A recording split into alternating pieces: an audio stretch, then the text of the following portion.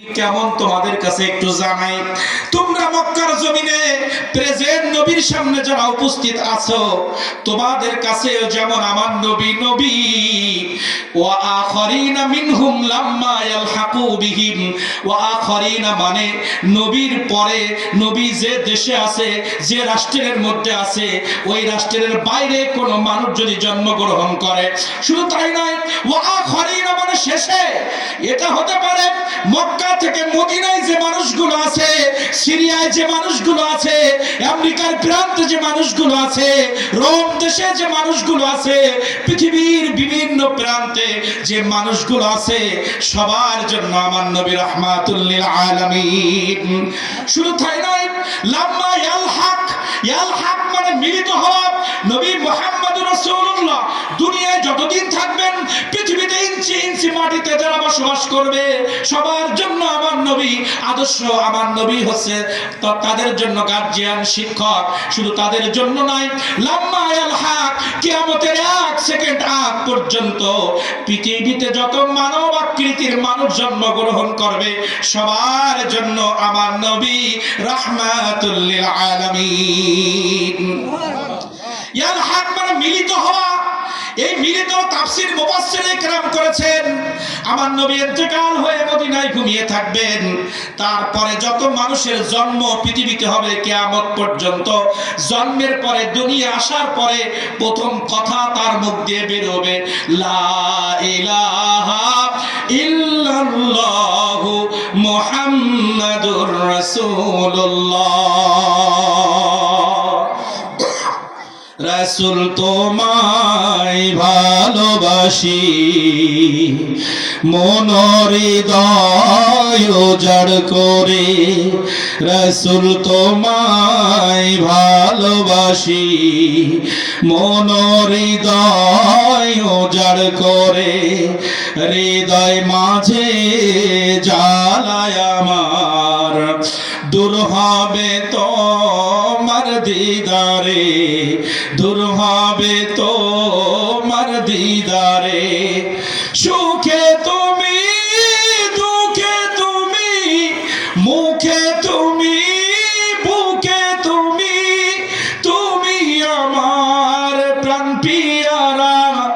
দিদার দিয়ে ধন্য করো না, তুমি আমার প্রাণ পিয়ারা। দিদার দিয়ে ধন্য করো না। রাসূল তোমায় ভালোবাসি, মন হৃদয় উজাড় করে। হৃদয় মাঝে জ্বালায় আমার, দূর হবে তোমার দিদারে, দূর হবে তোমার দিদারে। এই কথা আমার লাশ পর্যন্ত যদি মনোযোগ সহকারে বসতে পারেন, নবীর প্রেম হয়ে যাবে। দুনিয়া আমাদের কাজ কি হবে?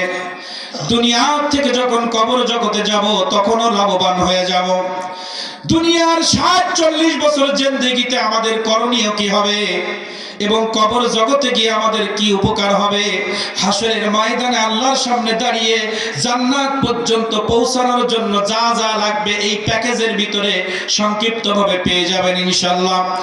যখন আল্লাহ রাব্বুল আলামিন বললেন বাসা পাঠিয়েছি পৃথিবীর জমিনে, শুধু ওই যখন আমি নবীকে পাঠিয়েছি তখন যে মানুষগুলো আছে তাদের জন্য শুধু নবী, তাদের জন্য শুধু নবী মুহাম্মদুর রাসূলুল্লাহ নবী নয়, ওয়াখারিনা মিনহুম লাম্মা ইয়ালহাকু বিহিম ওয়া হুয়াল আজিজুল হাকীম।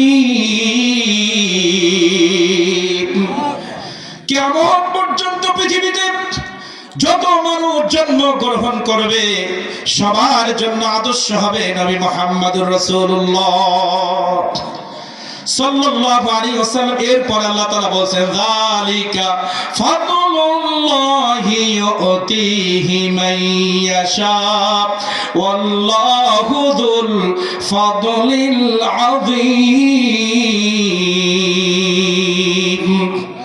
আল্লাহ তাআলা বললেন, এই নবী তোমাদের জন্য কেমন জানেন? যালিকা ফাদলুল্লাহ, আমি আল্লাহ রাব্বুল আলামিন পৃথিবীবাসীকে যত নিয়ামত দান করেছি, যত ফাদল দান করেছি, অনুগ্রহ করেছি, নবী মুহাম্মদ রাসূলুল্লাহ পৃথিবীবাসীর জন্য সব থেকে বড় নিয়ামত। যালিকা ফাদলুল্লাহ ইউতিহি মান ইয়াশা। এই নবীর আগমন তোমাদের পৃথিবীবাসীর জন্য অনেক বড় নিয়ামত। এই নিয়ামত বুঝার জন্য আল্লাহ তাআলা বললেন ইউতিহি মান ইয়াশা, আমি যাকে ইচ্ছা বুঝার শক্তি দান করি। তাহলে যারা নবী চেনে নাই, বুঝতে হবে আল্লাহ তাদের কবুল করে নাই। এই কথাগুলো যখন নবীজি মক্কাবাসীর কাছে ওয়াজ করে করে বলতেছেন, তখন মক্কার যারা ইহুদি ছিল তারা কি বলেছিলেন? তারা এবার নবীজির কথার উত্তরে বলতেছে মাসালুল্লাযীনা হুম্মিলুত তাওরাতা সুম্মা লাম ইয়াহমিলুহা কামাসালিল হিমারি ইয়াহমিলু আসফারা। ওই জমিনে যারা ইহুদি ছিল, নাসারা ছিল, তারা আমার নবীকে যখন মানে নাই, তখন আল্লাহ তাআলা বলছেন মাসাল, হে নবী উদাহরণ কেমন গাধা। ইহুদি খ্রিস্টানদেরকে আল্লাহ গাধা বলেছেন। যারা নবী চিনতে পারে নাই তাদেরকে এই আয়াতের মধ্যে আল্লাহ গাধা বলেছেন। হুম্মিলুত তাওরাত মাসালুল্লাযীনা হুম্মিলুত তাওরাত সুম্মা লাম ইয়াহমিলুহা কামাসালিল হিমার। হিমার মানে গাধা। আল্লাহ তাআলা বলছেন যে ইহুদি জাতি আজকে আপনাকে অস্বীকার করতেছে, তাদের কাছে তাওরাত যে কিতাব আমি দিয়েছিলাম মুসা আলাইহিস সালামের কাছে, তারা মুসা আমার নবী ইন্তেকালের আগে আপনি দুনিয়া আসবেন এটা বলে গিয়েছিল, কিন্তু তারা সেটা মানে না। শুধু তাই নয়, তাদের তাওরাতের ভিতরে আপনার যে জীবন বৃত্তান্ত আমি তুলে ধরেছিলাম, সেইটা ওই কিতাব থেকে তারা মুছে ফেলেছে, তারা ওখান থেকে সেটা আউট করে দিয়েছে। তা গাধা কেন বললেন? তাদের কাছে তাওরাত আছে, আপনার আগমনের আলোচনা আছে, জানার পরেও তারা মানতেছে না। যারা জানার পরে মানে না, তারা আর মানুষ থাকে না। যে জানে নামাজ না পড়লে জাহান্নামে যাওয়া লাগবে, এরপরেও যদি কেউ নামাজ না পড়ে, জানার পরে যে পড়ে না, সে তো গাধা। তাহলে ইহুদি খ্রিস্টানদের মতো গাধা বর্তমান জামানায় আছে না নাই? কথা বলেন। কিয়ামত পর্যন্ত থাকবে। হুমা যা জান্নাতুকা ওয়া নারুকা। আমরা সবাই জানি, এখানে যদি দাঁড় করাই দেই, বলেন বাবা মার হক সম্পর্কে, সবাই বলতে পারবেন বাবা মাকে খুশি করলে জান্নাত, কষ্ট দিলে জাহান্নাম। তাহলে যারা জানেন বাবা আমাকে কষ্ট দিলে আমাকে জাহান্নামে যাওয়া লাগবে, এই জ্ঞান তার মেমোরির মধ্যে আছে, তারপরেও যদি বাবা মাকে কেউ কষ্ট দেয়, আল্লাহর কাছে তার পরিচয় সে একটা গাধা। জানার পরেও মানে না। যখন এমনি ভাবে নবী মুহাম্মদ রাসূলুল্লাহ সাল্লাল্লাহু আলাইহি ওয়াসাল্লামের কথাগুলো তারা অমান্য করা শুরু করলো, তারা এবার বলতেছে হে মুহাম্মদ রাসূলুল্লাহ সাল্লাল্লাহু আলাইহি ওয়াসাল্লাম, তুমি তো কোরআন মাজিদের দাওয়াত দিচ্ছ, এটাও আল্লাহর পক্ষ থেকে কিতাব, কিন্তু আমরা যে তাওরাতের অনুসরণ করি ওটাও তো আল্লাহর পক্ষ থেকে কিতাব। দেখেন কত বড় বেয়াদব। আমরা যে তাওরাতের অনুসরণ করি, এই তাওরাত তো আল্লাহর পক্ষ থেকে পৃথিবীতে আসছে, আমরাও তো আল্লাহর একজন প্রিয় মানুষ। তুমি যেমন কোরআন মেনে আল্লাহকে খুশি করতে চাও, আল্লাহর আনুগত্য করতে চাও, আমরাও তাওরাত মেনে আল্লাহর আনুগত্য করতে চাই। এই কথা বলতেছে। দেখবেন পৃথিবীতে আমাদের হিন্দু ধর্মের অবলম্বী ভাই বোনেরা যারা আমাদের পাশে আছে, ওনারা মাটির মূর্তি বানিয়ে সেখানে পূজা করে কেন? ভগবানকে খুশি করবে, তাই উদ্দেশ্য সব এক। যারা ইহুদি তারা গির্জায় যায় কেন? যারা খ্রিস্টান নাসারা তারা গির্জায় যায় কেন? তাদের কাছে প্রশ্ন করবেন কেন যাও?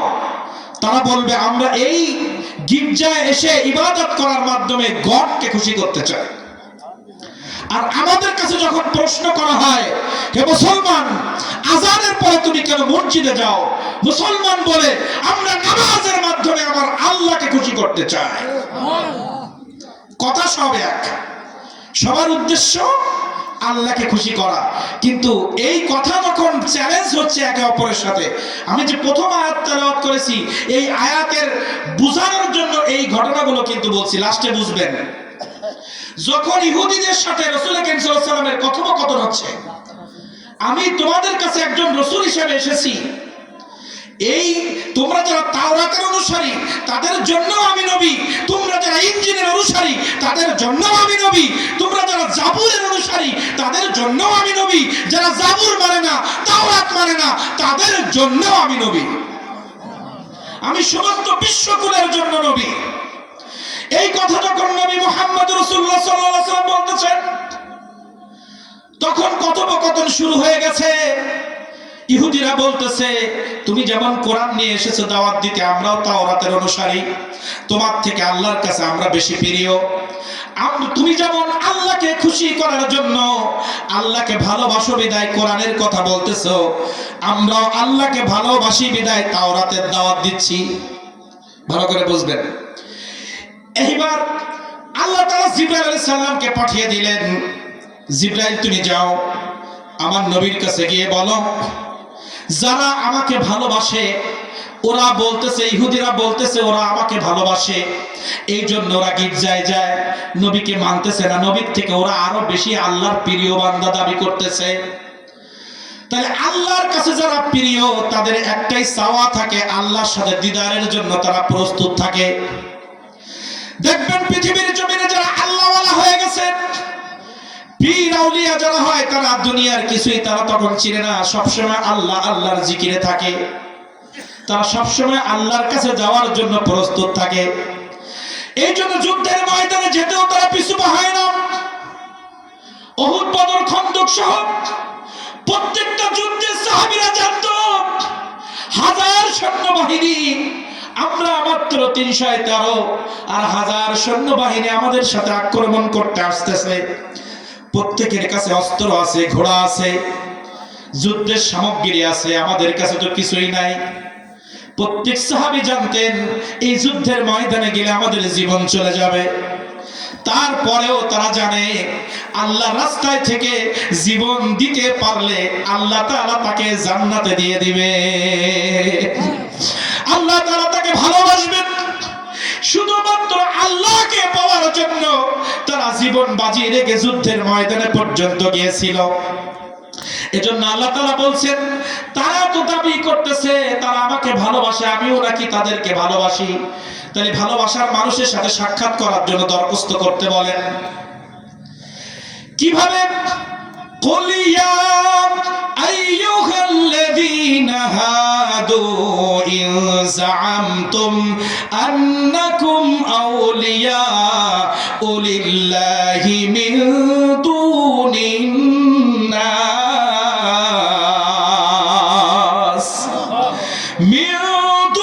الناس فتمنوا الموت إن كنتم صادقين। আল্লাহ তাআলা বলেন, কুল হে নবী আপনি ওদেরকে বলেন যে ইহুদি, খ্রিস্টান, নাসারা তারা কুরআন মাজিদ বাদ দিয়ে, আপনাকে বাদ দিয়ে, যারা তাওরাতের অনুসরণ করে, যারা আমাকে মূর্তি পূজা করে গির্জায় গিয়ে যারা আমি আল্লাহ আমাকে খুশি করেছে এরা দাবি করতেছে, তাদেরকে আপনি বলেন আমার কাছে মৃত্যু কামনা করতে। তারা যদি আমার প্রিয় হয়ে থাকে, তারা মরে যাওয়ার সাথে সাথে আমি তাদেরকে জান্নাত দিয়ে দিব। এবার আরবি ভাষায় কোরআনের আয়াতটা ইহুদিদের কাছে আমার নবী এইভাবে পড়েছিলেন, কুল হে নবী আপনি বলেন, ইয়া আইয়ুহাল্লাযীনা হাদু ইন যাআমতুম আন্নাকুম আউলিয়া, আউলিয়া মানে বন্ধু। এই ইহুদি জাতি, তোমরা যদি আমার থেকে আল্লাহর কাছে অনেক প্রিয় বন্ধু হয়ে থাকো, ওলি হয়ে থাকো, তাহলে তোমরা আউলিয়া যদি বন্ধু হয়ে থাকো, ফাতামান্নাউল মাউত, তোমরা আল্লাহর কাছে এক্ষুনি মৃত্যু কামনা করো। ইন কুনতুম সাদিকিন, তোমরা তোমাদের কথার যদি সত্যবাদী হয়ে থাকো, এক্ষুনি আল্লাহর কাছে তোমরা মৃত্যু কামনা করো। এই কথা বলার পরে আর কথা বলে না। এরপরে আয়াতে আল্লাহ তাআলা বললেন, হে নবী, কোশ্চিন কালে ওরা আমার কাছে মৃত্যু কামনা করবে না। ওয়ালা ইয়াতামান্নাউনাহু আবাদান বিমা কদ্দামাত আইদিহিম ওয়াল্লাহু আলীমুম বিয-যালিমিন। আল্লাহ তাআলা বলেন ওয়ালা ইয়াতামান্নাউনাহু, তারা কখনোই আমার কাছে মৃত্যু কামনা করবে না। বিমা কদ্দামাত আইদিহিম, কারণ তারা জানে কদ্দামা মানে পূর্বে, ইতিপূর্বে তাওরাতের ভিতর থেকে আপনার জীবনটাকে বাদ দিয়ে, আপনার আগমনটাকে বাদ দিয়ে তারা যে আমার কাছে পাপ করেছে, এই পাপের কারণে মৃত্যুর সঙ্গে সঙ্গে তাদেরকে যে আমি জাহান্নামে দিব, এটা শুধু খুব ভালো করে তারা জানে। এই জন্য তারা আমার কাছে মৃত্যু কামনা করবে না। এই কথা যখন আল্লাহ তাআলা বললেন, কখনোই তারা মৃত্যু কামনা করবে না, কারণ তারা ভালো করে জানে।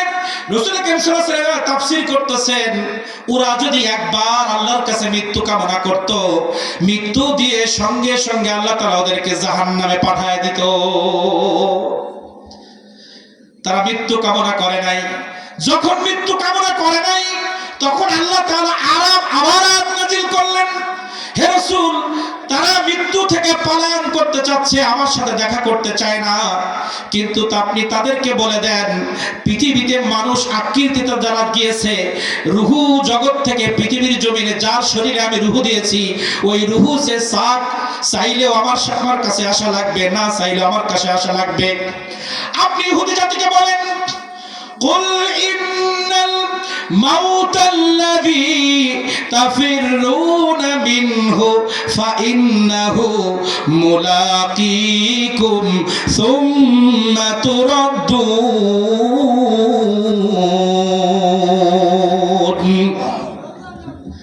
আল্লাহ তাআলা বলেন, কুল, হে নবী আপনি বলেন, ইন্নাল মাউতাল্লাযী, যখন মৃত্যুর সময় এসে যাবে, যখন রূহের ডেট ফুরিয়ে যাবে, ইন্নাল মাউতাল্লাযী তাফিরুনা মিনহু, পৃথিবীতে সে হোক ইহুদি, সে হোক খ্রিস্টান, বৌদ্ধ, মুসলিম, যে জাতির মানুষ সে হোক না কেন, আমি যখন রুহু জগৎ থেকে মায়ের গর্ভে আমি দুনিয়া আসার জন্য রুহুটাকে যখন ট্রান্সফার করেছিলাম রুহু জগৎ থেকে মায়ের গর্ভে, জিবরাইল আলাইহিস সালাম যখন আব্দুর রহমান, আব্দুস সালাম, জিয়াউর রহমান, তার মায়ের গর্ভে 120 দিন বয়স হওয়ার পরে যখন রুহুটা জিবরাইল ফুঁকে দিয়েছিল আমার অনুমতি ক্রমে, তখন জিবরাইল রুহু দেওয়ার সময় বলে দিয়েছিল এই রুহুর মেয়াদ 10 বছর কি 20 বছর কি 50 বছর।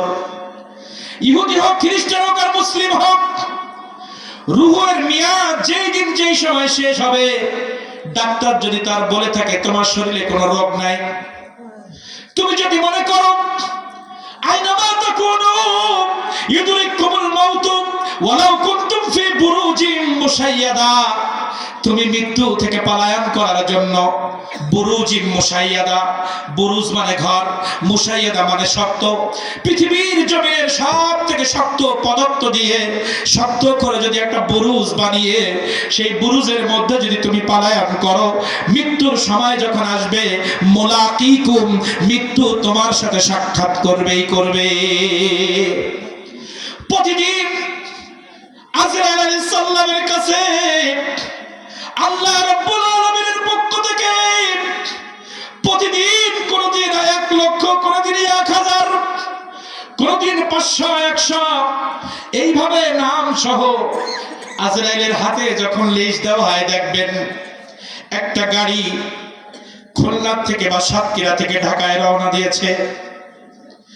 আপনি একই সময় টিভি চ্যানেলগুলো খুলবেন, একই সময় দেখবেন কোথাও লঞ্চ ডুবে 20 জন মারা যায়, কোথাও বিমান অ্যাক্সিডেন্টে, বিমান দুর্ঘটনায় 350 সব শেষ, কোথাও বাসে 100 যাত্রী 40 জন নাই। আপনাকে বুঝতে হবে আজরাইলের কাছে আজকে সকালে যে লিস্টটা দেওয়া হয়েছে, ওই লিস্টের মধ্যে জাহাজের মধ্যে যাত্রীর রুহু আছে, গাড়ির যাত্রীর রুহু আছে, বিমানের যাত্রীর রুহু আছে, মাদার বাড়িয়া ঘেরের মধ্যে ঘুমিয়ে আছে তার রুহু আছে, এখানে আমরা যারা বসে আছি আমার রুহু আছে। কয়েকদিন আগে এক বক্তা স্টেজে ওয়াজ করতে গিয়ে ইন্তেকাল করেছে, ওই মুহূর্তে তার রুহের মেয়াদ শেষ হওয়ার কারণে সে দুনিয়া ত্যাগ করেছে। দেখবেন একটা বাসের মধ্যে 100 যাত্রী, 20 জন মারা যায়, 80 জন বেঁচে যায়, কারণ ওই 80 জনের রুহুর মেয়াদ শেষ হয় নাই। একটা মানুষ ক্যান্সারে আক্রান্ত বিছানায় পড়ে আছে, তার মৃত্যু হয় না, তার রুহের মেয়াদ এখনো শেষ হয় নাই। একজন যুবক, তার শরীরে কোনো রোগ নাই, তার বাবা এখনো দুনিয়ায় বেঁচে আছে, সে মনে করতেছে আমার বাবার বয়স 60 বছর, আমি তো 25 এবং 30-এর কোটায় আছি, আমার বাবা যখন 60 বছরে এখনো বেঁচে আছে, আমি অন্তত 65 বছর বেঁচে যাব। কিন্তু পৃথিবীর নির্মল ইতিহাস আপনি দেখেন, কোথাও বাবা 60 বছর বয়সে 40 বছর বয়সে সন্তানের খাটিয়া কাঁধে নিয়ে কবরস্থানে যায়। কোন সময় 40 বছরের সন্তান 60-70 বছরের বাবার লাশ কাঁধে নিয়ে কবরস্থানে চলে যায়, ঠিক কিনা বলেন? আমি এটা এজন্য বললাম, আপনার আমার রুহের মেয়াদ যে যখনই শেষ হবে, আপনি যদি মনে করেন বাস অ্যাক্সিডেন্ট হয় আমি বাসে চড়বো না, বিমানে অ্যাক্সিডেন্ট হলে মানুষ মারা যায় আমি বিমানে চড়বো না, জাহাজে উঠলে জাহাজ ডুবে গেলে মানুষ মারা যায় আমি জাহাজে উঠবো না, মোটরসাইকেল চালালে অ্যাক্সিডেন্টে পা ভেঙে যায় আমি মোটরসাইকেল চালাবো না, আপনি কোনোদিন যানবাহনে উঠবেন না। কিন্তু আজ দুপুর 12:30 যদি আপনার মৃত্যু সাতক্ষীরার কোথাও কোনো হাসপাতালে বা কোনো রোডে অথবা আপনার গৃহের মধ্যে আপনি থাকবেন, 12:30 যদি রুহুর মেয়াদ শেষ হয়ে যায়, জীবনে কোনোদিন গাড়ি চড়েন নাই, বিমান চড়েন নাই, ডাক্তারের কাছে যান নাই, ঔষধ খান নাই, হঠাৎ করে বলবেন বাসার মা আমার মাথাটা যেন কেমন ঘোরাচ্ছে। 12:30 আপনার মৃত্যু, ঠিক 28 মিনিটে আপনার মাথা ঘোরা শুরু হবে, 30 মিনিট হবে, একটা সেকেন্ড আপনার জন্য আজরাইল আর দেরি করবে না।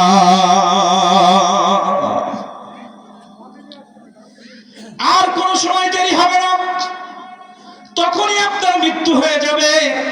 আল্লাহ তাআলা এই মৃত্যু সম্পর্কে বললেন, ওয়ালাই ইউআখিরুল্লাহু নাফসান ইযা জাআ আজালুহা,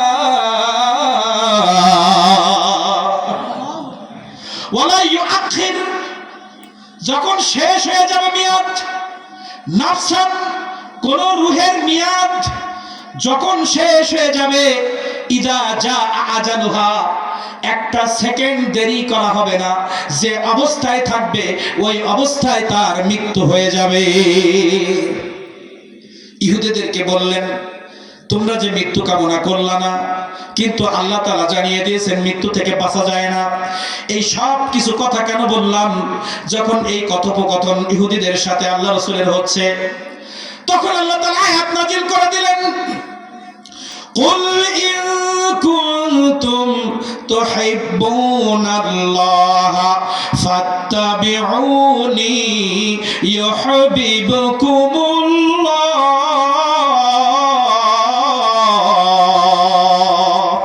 নারে তাকবীর, নারে রিসালাত, আহলুস সুন্নাহ ওয়াল জামাত।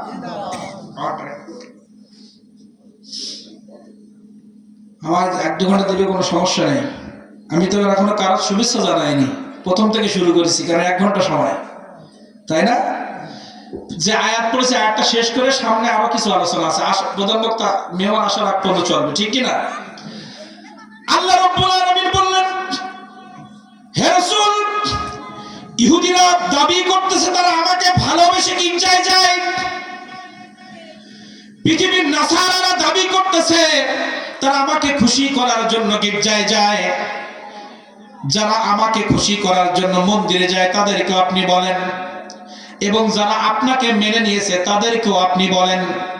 কুল, হে নবী আপনি বলেন, ইন যদি কুনতুম, এই কুনতুম মানে যারা ইহুদি খ্রিস্টান নাসারা মুসলিম যে ধর্মের মানুষ হোক না কেন, কুনতুম তারা যদি চায় তুহিব্বুনাল্লাহ, আমি আল্লাহ আমাকে যদি ভালোবাসতে চায়, আমাকে যদি ভালোবাসতে চায়, আমার প্রিয় বান্দা যদি তারা হতে চায়, আমার গোলামি করে আমাকে খুশি করে তারা যদি জান্নাত নামক নিয়ামত পাইতে চায়, তাদের কি সে ইহুদি হোক আর খ্রিস্টান হোক আর যে হোক না কেন, সবাইকে আপনি বলে দিন তারা যদি আমাকে ভালোবেসে থাকে ফাত্তাবিউনি, তারা আপনাকে মেনে নিবে। সে যে ধর্মের মানুষ হোক, আপনাকে যারা ভালো না বাসবে, আপনার ইত্তিবা যারা না করবে, আপনার গোলামি যারা না করবে, আপনার কথা যারা না শুনবে, তাদেরকে তাদের ভালোবাসা আমি গ্রহণ করব না।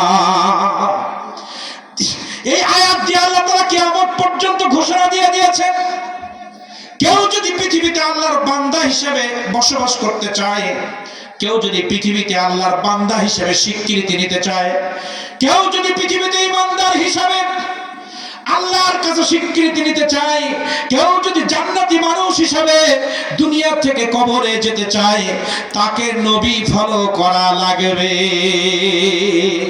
নবী সারা নাই সাহারা, সবাই নবী সারা নাই সাহারা, নবী কামলি ওয়ালা, নবী সারা নাই সাহারা, নবী কামলি ওয়ালা, নবী আমার জানের জান, নবী তারানে ওয়ালা, নবী সারা নাই সাহারা। নবী ছাড়া দুনিয়ায় আপনি, আমরা এখানে যারা বসে আছি, যত মানুষ পৃথিবীতে আছে, নবীকে ভালো না বেসে, নবীর ইত্তেবা না করে যদি দুনিয়ায় 60 বছর বাঁচে, আল্লাহ রাব্বুল আলামিনের কাছে সে বেঈমান হিসাবে বেঁচে থাকবে। দুনিয়ার জিন্দেগি শেষ হওয়ার পরে কবরেও 3টা প্রশ্নের উত্তর সে দিতে পারবে না। মান রব্বুকা মান দীনুকা মা কুনতা তাকুনু হাযা হাক্কির রাজুল। কবরের মধ্যে যে 33টা প্রশ্ন, এই 3টা প্রশ্নের উত্তর নির্ভর করছে নবীর গোলামি। আপনি ইহুদিরা মান রব্বুকা বললে গড বলে আল্লাহকে বলতে পারবে,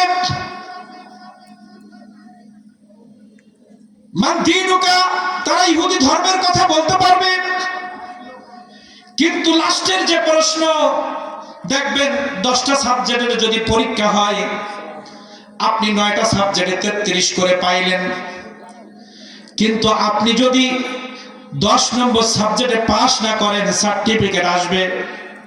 কথা বলেন। 10টা সাবজেক্টে প্রত্যেকটা সাবজেক্টে পাস না করলে আপনার সার্টিফিকেট আসবে না।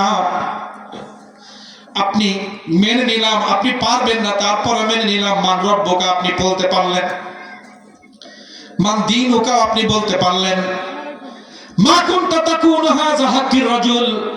রাসূল করিম সাল্লাল্লাহু আলাইহি সাল্লাম সম্পর্কে আপনার যদি কোনো ধারণা ভালো না থাকে, তাহলে আপনি হাইহাতা হাইহাতা লা আদরি, আমি তো কিছুই জানি না, আমি কিছুই জানি না, আমি কিছুই বুঝি না, আমি কিছুই জানি না, ইনি কে?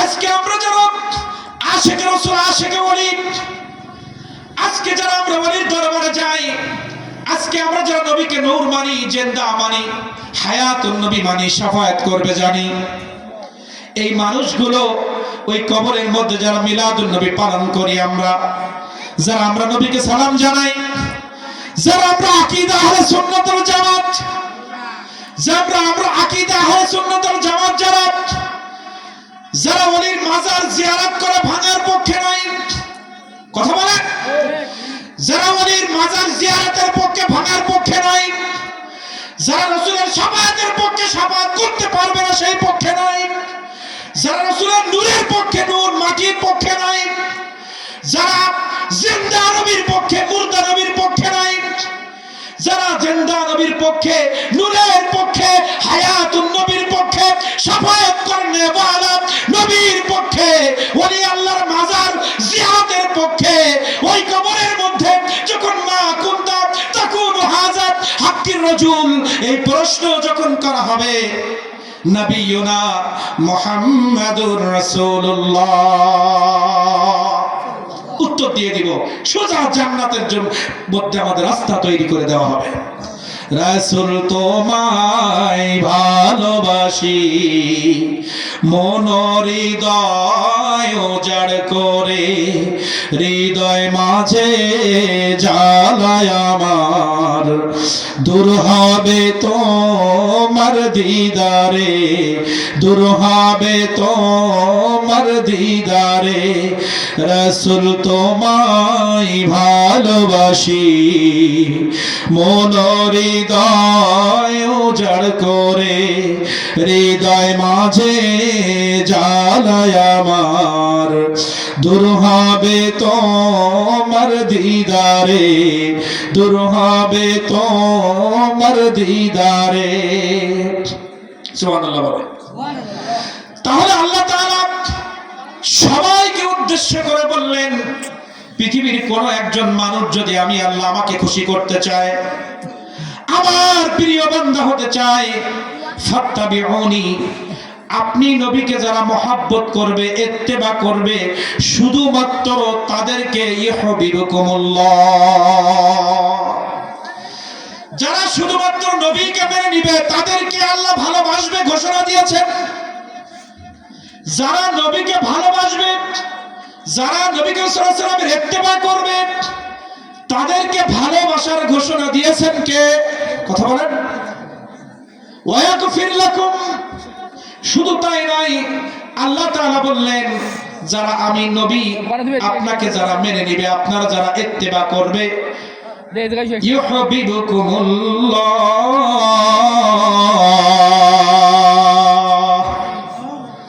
আমি আল্লাহ তাদেরকে ভালোবাসবো। বলেন, রাসূলকে ভালোবাসলে আল্লাহ তাদেরকে ভালোবাসবেন, এই ঘোষণা কার? জোরে বলেন। রাসূলকে ভালোবাসলে আল্লাহ তাকে ভালোবাসবেন, ঘোষণা কার? আল্লাহ। জোরে বলেন। শুধু আল্লাহ ভালোবাসবে বলে স্টপ হয়ে যায় নাই, এরপরে আল্লাহ তাআলা বলতেছেন ওয়ায়াগফির লাকুম যুনুবাকুম ওয়াল্লাহু গফুরুর রহিম।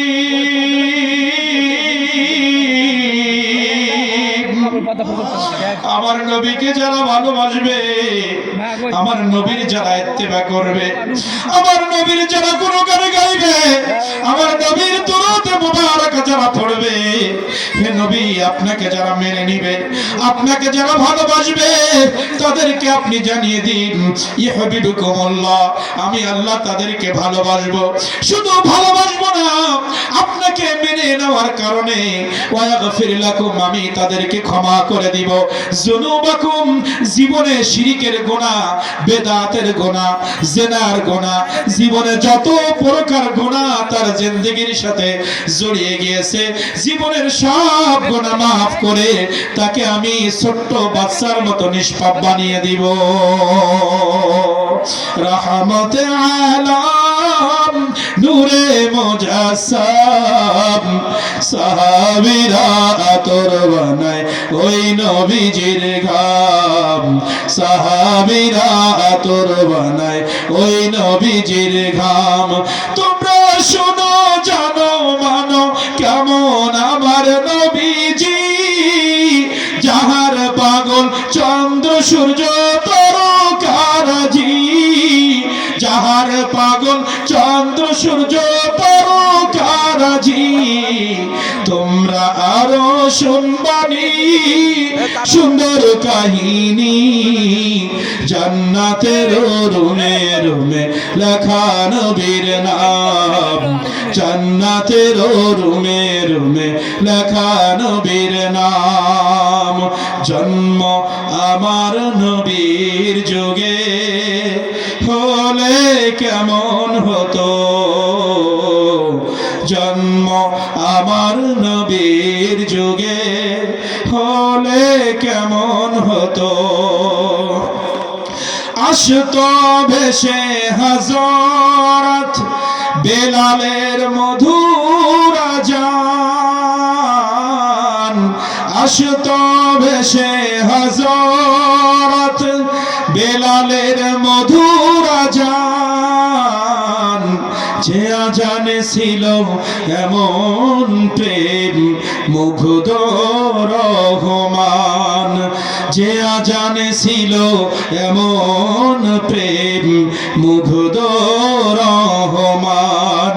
দয়ার নবীর পিছে নামাজ পড়লে কেমন হতো, দয়ার নবীর পিছে নামাজ পড়লে কেমন হতো। পাইলে নিরালাই গো নবী, পাইলে নিরালাই, পাইলে নিরালাই গো নবী, পাইলে নিরালাই। দুই কদমে চুমু খেতাম, দুই কদমে চুমু খেতাম, মাখতাম চরণ ধুলি গায়। পাইলে নিরালাই গো নবী, পাইলে নিরালাই, পাইলে নিরালাই গো নবী, পাইলে নিরালাই। নবী ছাড়া আল্লাহ রাব্বুল আলামিনের প্রেম ভালোবাসা আমাদের নসিবে জুটবে না। তার প্রমাণ একটু নেন। পৃথিবীর জমিনে আল্লাহ রাব্বুল আলামিন বলতেছেন, কুল হুয়াল্লাহু আহাদ। হে পৃথিবীর মানুষ, তোমরা শুনে রাখো, আমি তোমাদের জন্য এক আল্লাহ, আমি এক, অদ্বিতীয় কোনো আল্লাহ নাই। আপনি বলেন, আপনারা বলেন, আমি বলি, এই কুল হুয়াল্লাহু আহাদ আল্লাহর পরিচয় আমাদের কাছে দিয়েছেন। এই পরিচয় আমাদেরকে জানিয়েছেন কে?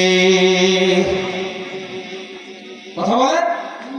নবী মুহাম্মদুর রাসূলুল্লাহর জবান দিয়ে পৃথিবীবাসীকে আল্লাহ জানায় দিয়েছেন, আমি আল্লাহ এক। আল্লাহ তাআলা আসমান থেকে ডাইরেক্ট বলে নাই, আমি তোমাদের প্রভু, আমি আল্লাহ এক। এটা নবীর জবান দিয়ে বলা হয়েছে। তার মানে আমি আল্লাহ এক, এটা মানতে গেলেও নবীর কাছ থেকে জেনে মানো। সিদ্দিক আকবর, ওমর ফারুক, ওসমান রাদিয়াল্লাহু তাআলা আনহুর জীবনী পড়েন, তারাও তো জান্নাতি সাহাবী, কিন্তু বলেন তারা নবী মাইনাস করে আল্লাহ আল্লাহ করেছে না, নবীর পিছে দাঁড়িয়ে দাঁড়িয়ে আল্লাহ আল্লাহ করেছে। শুধু নবীকে মেনে নেওয়ার কারণে জীবনের সব ক্ষমতা, সব পাওয়ার অর্থ ছেড়ে দিয়ে নবীর কদমে চলে এসেছে। কারণ তারা জেনেছে নবী না হলে ডাইরেক্ট আল্লাহ পাওয়া যাবে না। আল্লাহ পাইতে গেলে নবী লাগবে। আরো কিছু বুঝেন, আকিমুস সালাহ। আল্লাহ তাআলা কোরআন মাজিদে বললেন, হে মুসলমান জাতি, তোমরা নামাজ আদায় করো। একবার বললেন নামাজ কায়েম করো। আল্লাহ তাআলা বললেন নামাজের 13 ফরজ কোরআন মাজিদে কোথাও নাই, নামাজের 14টা ওয়াজিব কোরআন মাজিদে কোথাও নাই। হাত আপনি কান পর্যন্ত উঠাবেন না মাথার উপরে উঠাবেন, কোরআনে কোথাও দিক নির্দেশনা নাই। আপনি রুকুতে কতটুকু ঝুঁকবেন, কোরআন মাজিদে নাই। আপনি সিজদায় নাক কপাল কোথায় লাগাবেন, কোরআন মাজিদে নাই। শুধু একবার বলেছে আকিমুস সালাত, তোমরা নামাজ কায়েম করো। তাহলে আল্লাহ একবার নামাজের কথা বললেন, আর ওই নামাজ পরিপূর্ণ অর্জন করার জন্য শত শতবার নবীর সুন্নাত মানা লাগে। আপনি আল্লাহর হুকুম একবার জবানে আল্লাহ তাআলা কোরআন মাজিদে বলেছেন আকিমুস সালাত, তোমরা নামাজ কায়েম করো। এই নামাজের মধ্যে 13 ফরজ, 14 ওয়াজিব, 21টা সুন্নাত। আবার এই নামাজের জন্য 7 পদ্ধতিতে ওযু করা কে শিখাইলো? আপনি নবী মাইনাস করে আল্লাহকে খুশি করবেন। নামাজ তো আল্লাহ একবার পড়তে বললেন, আর 2 রাকাত নামাজ কমপ্লিট করার জন্য বারবার রাসূলের কদমে যাওয়া লাগেছে, বারবার নবীকে ফলো করা লাগছে। আপনি 13 ফরজ আদায় করে নামাজ আদায় করলেন, আপনি রুকু করলেন, সিজদা করলেন, কিয়াম করলেন, সূরা ফাতিহা পড়লেন, অন্য সূরা মিলায় পড়লেন, প্রথম রাকাত হয়ে গেল। যদি 2 রাকাতে সালাম ফিরান, দ্বিতীয় রাকাতে বসার পরে আপনি প্রথম কি পড়বেন?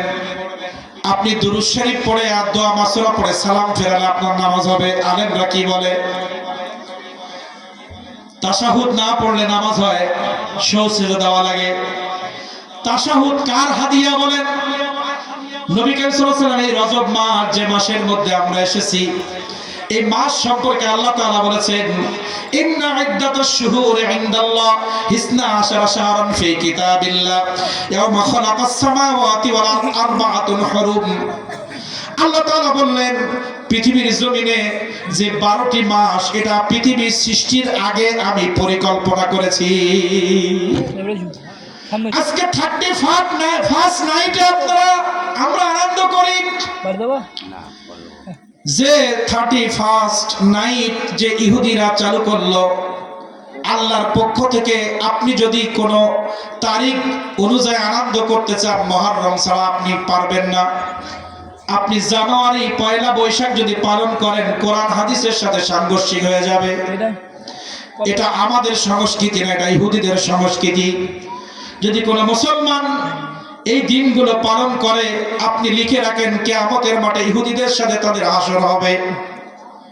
কারণ আল্লাহর পক্ষ থেকে আল্লাহ তাআলা বলেছেন, মুহররম, সফর, রবিউল আউয়াল, রবিউস সানি, জামাদিউল আউয়াল, জামাদিউস সানি, রজব, শাবান, রমজান, শাওয়াল, জিলকদ, জিলহজ, এই 12টি মাসের নাম হাদিসে আসছে। এই 12টি মাসের নাম কোরআন মাজিদে আসছে।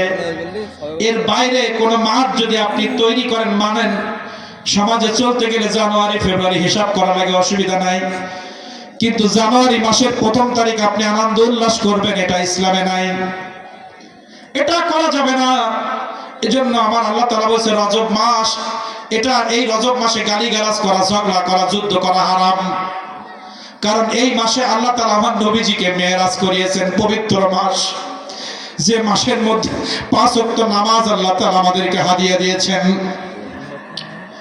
রাসূল করিম সাল্লাল্লাহু আলাইহি ওয়াসাল্লাম যখন মেরাজের রজনীতে গিয়েছেন, আল্লাহ অনেক বড় ঘটনা, শুধু নামাজ বোঝানোর জন্য বলছি। তার নবী রাহমাতুল লিল আলামিন সপ্তম আসমান ভেদ করে আমার নবীর আল্লাহর সাথে যখন দিদারে গিয়েছেন, আল্লাহ রাব্বুল আলামিনের কাছে যখন গিয়েছেন, আল্লাহ তাআলা বলতেছেন, তার নবী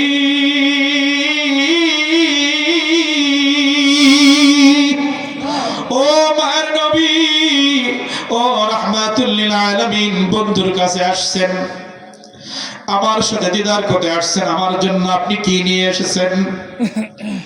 আমার নবী বলতেছে, আল্লাহ, আপনি আমার সৃষ্টিকর্তা, আপনি আমার রিজিক দাতা, পালন করতেন, আপনি পৃথিবীর মালিক, আপনি জন্মর মালিক, মৃত্যু দেওয়ার মালিক, রিজিকের মালিক। আমি আপনাকে কি দিয়ে খুশি করব? আমার কাছে তেমন কিছু নাই গো আল্লাহ। আল্লাহ তাআলার সামনে আমার নবীজি তখন হাদিয়া পেশ করলেন, আত-তাহিয়াতু লিল্লাহি ওয়াস সালাওয়াতু ওয়াত তাইয়্যিবাত। এই শব্দগুলো আল্লাহর কাছে যখন বললেন, আল্লাহ, টাকা দিয়ে আপনাকে খুশি করা যাবে না, অর্থ দিয়ে তো আপনাকে খুশি করা যায় না। পৃথিবীর টাকার দিকে আল্লাহ তাকায় না, অর্থের দিকে আল্লাহ তাকায় না, চেহারার দিকে আল্লাহ তাআলা তাকায় না। তার একটা দলিল নিয়ে যান আজকে। আল্লাহ তাআলা বলেন, ইন্না আকরামাকুম ইনদাল্লাহি আতকাকুম। পৃথিবীর জমিনের মধ্যে যত মানুষ পৃথিবীতে বসবাস করছে, ওই মানুষগুলোর মধ্যে আমার কাছে সম্মানী তারা, যাদের কলবের মধ্যে আমি আছি তারা। ইন্না আকরামাকুম ইনদাল্লাহি আতকাকুম। যে মানুষের আত্মার ভিতরে, কলবের ভিতরে আমি আল্লাহ, আমার ভয় রয়েছে, আমি আল্লাহ, আমার জিকির রয়েছে, ওই মানুষটাকে আল্লাহ বড় ভালোবাসে। আপনি 1 কোটি টাকার বস্তা নিয়ে বসে যান, আপনার দিকে ফিরেও তাকাইবে না। কিন্তু আপনি গরিব মানুষ, দিন আনা দিন খাওয়া, রাত 12টার পরে জায়নামাজ বিছিয়ে 2 রাকাত নামাজের মধ্যে সিজদায় চলে যান, আল্লাহ তাআলা আপনার কবরে সব থেকে বেশি খুশি হয়ে যাবে। আপনি ক্ষমতার চেয়ার নিয়ে আল্লাহর সামনে যান, আপনি হিসাব দিতে পারবেন না, আপনি অর্থ দিয়ে ক্ষমতা দিয়ে আল্লাহকে খুশি করতে পারবেন না, কিন্তু এই ঠান্ডার মধ্যে বসে একবার যদি সুবহানাল্লাহ বলেন, একবার যদি আলহামদুলিল্লাহ বলেন, পৃথিবীর সব থেকে বেশি খুশি আল্লাহ আপনার আমার পরে হয়ে যাবে। এজন্য আমার নবীজি বললেন, আমি আমার পবিত্রতা, আমি আমার ইবাদত নিয়ে আপনার কাছে হাজির হয়েছি। আল্লাহ তাআলা বড় খুশি হয়ে গেলেন। সম্পদের কথা বলেন নাই, দিনের জন্য কি কাজ করেছে, রক্ত ঝরিয়েছে, সব কথা বলে নাই, শুধু বলেছে আমি ইবাদত জীবনে যা কিছু করেছি তাই নিয়ে আপনার কাছে এসেছি। আল্লাহ তাআলা বলেন, আসসালামু আলাইকা আইয়ুহান নবী, আপনার উপরে শান্তি বর্ষিত হোক নবী। তখন আমার নবী বলতেছেন, এই শান্তির বাণী আমি একা নিতে চাই না, কিয়ামত পর্যন্ত যত ইবাদত গুজার বান্দা আপনার থাকবে তাদেরকেও আপনি শামিল করে নেন। আল্লাহ রাব্বুল আলামিন, আসসালামু আলাইনা ওয়া আলা ইবাদিল্লাহিস সালিহিন, সবাইকে ঢোকায় নিলেন। এখন আপনি এই যে মেরাজের থেকে হাদিয়া, এবার আল্লাহ তাআলার কাছে আমার নবী বলতেছেন,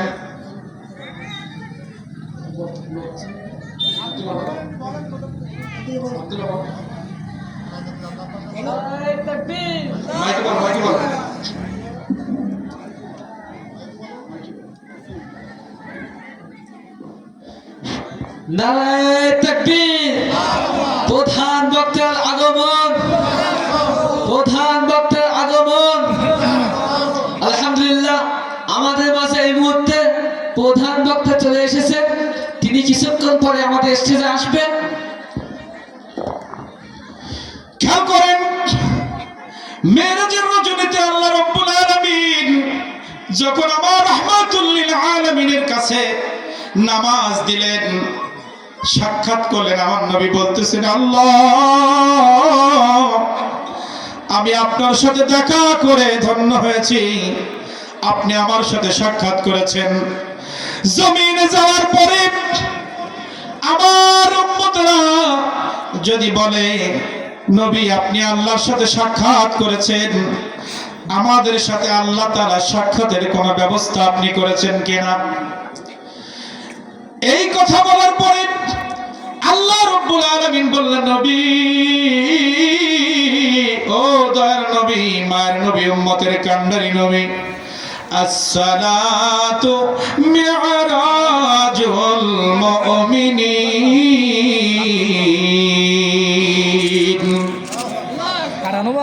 আল্লাহ তাআলা বলেন, রাসূল আপনি আমার সাথে যেমনি ভাবে সাক্ষাৎ করেছেন, আপনি চলে যান, আপনার উম্মতদেরকে বলেন 5 ওয়াক্ত নামাজ তারা যদি কন্টিনিউ আদায় করে, এই নামাজের মাধ্যমে দৈনিক 5 বার আমি আল্লাহ আমার সাথে তাদের দিদার হয়ে যাবে। তাহলে আমার নবী করিম সাল্লাল্লাহু আলাইহি ওয়াসাল্লামের মাধ্যমে আল্লাহর সাথে দিদারের একটা ব্যবস্থা হয়েছে না? আচ্ছা, আপনারা ওয়াজ শুনতেছেন নাকি? আপনি নজর এইদিকে দেন, আপনি যখন আসবে তখন ওয়াজ করবে, আপনি এদিকে খেয়াল করেন। তাহলে তাহলে নামাজের ভিতরে 13 ফরজ হয়ে গেল, 14 ওয়াজিব, সুন্নাত সব ঠিকঠাক। আমার নবীজিকে সালাম না দিলে ওই নামাজ আল্লাহ নিবে না। নিবে? নামাজের ভিতর কাউকে সালাম দেওয়া যায় না, নামাজের ভিতর কাউকে সালাম দেওয়া যায় না, নবীকে সালাম না দিলে নামাজ তো ভাই হয় না, নবীকে সালাম না দিলে নামাজ তো ভাই হয় না। নারায়ে তাকবীর, নারায়ে তাকবীর, নারায়ে রিসালাত।